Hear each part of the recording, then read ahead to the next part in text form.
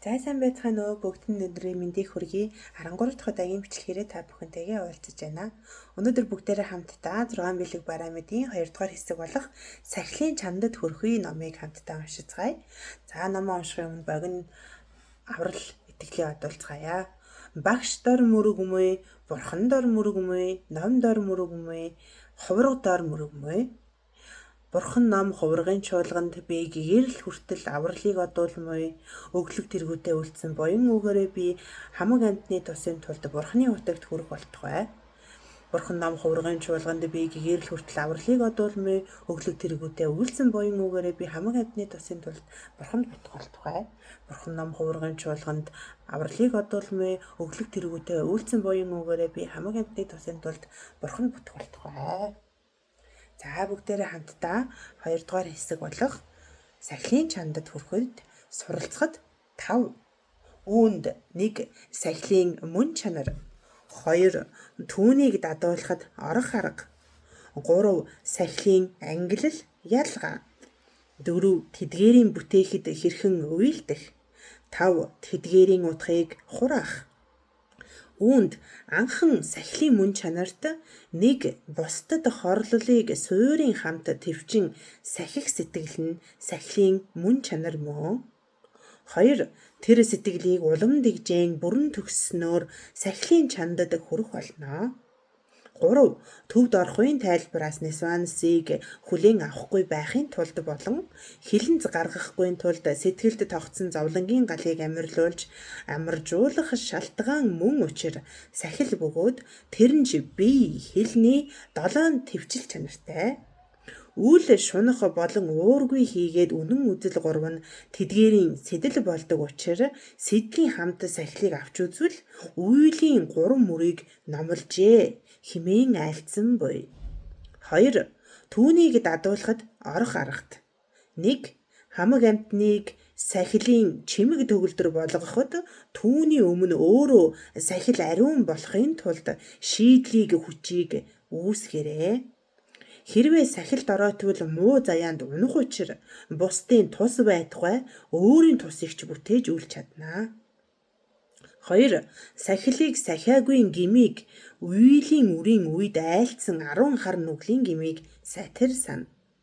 3. Сахилын тус эрдэм нь 1. Сэтгэл үндэс үлэмж болно. 2. Нэгүүлсэнгүй авиртай бод садвалууга ижил болно. 3. Гмийн үндсийг дарах цэвэр бэлэг оюуныг олно. 4. Хөгшин залуу нялхас хүнд ч байсан бүгдийг баясгах чимгийн дээд болно. 5. Бусад үнэр нь зуурдынх бол сахилын үнэр нь цаг бүгдэд зүг бүхэнд түгнэ.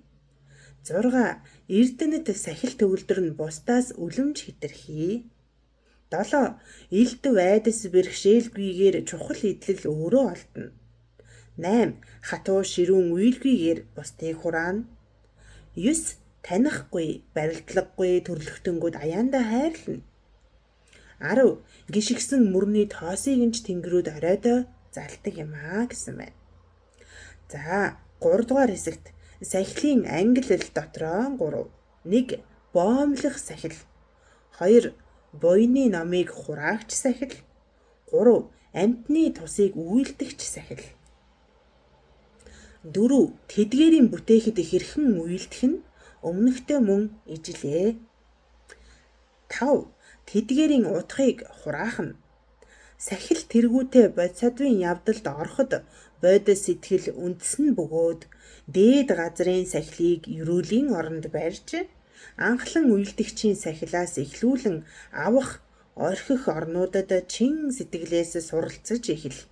Ялангуяа 10 хар нүглийг өдөр бүрчлэн боомлох шийдлийг сэтгэлийг олонтой тайлбарай. Тийм шамдваас үйл дадлын хүчээр өөр бусад төрөлдөө сахилд хялбар суралцсан төгсгөж чадах ба харин орхивол хойшид улам доройтмой гэсэн байна. За тийм учраас бид бүхэн сахилд сахил нь суур болдог байх нэ. Тиймээс дор бүрнээ сахилыг чандлан ариун сахиж сахилын чандад хүрэх болтугай гэж одоо ерөөл тавья. Би ч мөн адил сахилын чандад хүрэх болтугай. Хамаг амтны тусын тулд сахилын чандад хүрэх болтугай. За өшөө дэлгэрүүлэн та бүхэн маань өөр өөрсдийн багш тийм ээ бодисодын явдалд орох уу, номын тайлбар одоо дэлгэрүүлэн бас цааш нь судлаарай. Сахил гэдэг сэдв маань одоо хамгийн чухал суур 3 суртахаалын нэг байгаа. За өнөөдрийн бичлэг маань ингээ үгээр өндөрлөж байна. Ном сонссон, ном даган байсан та бүхэндээ бүгдийн буянд даган байсан. Энэ буян үгээрээ би хамаг амтны тусын тулд бурхан тавьдаг болтугай. Хамаг амтны тусын тулд бод сэтгэл төрөх болтугай. Хамаг амтны тусын тулд хоосон чанарыг онсон бэлэг оюунд хүрэх болтугай. За бүгдд нь өдрийг сайхан өнгөрүүлээрэй баяр таа.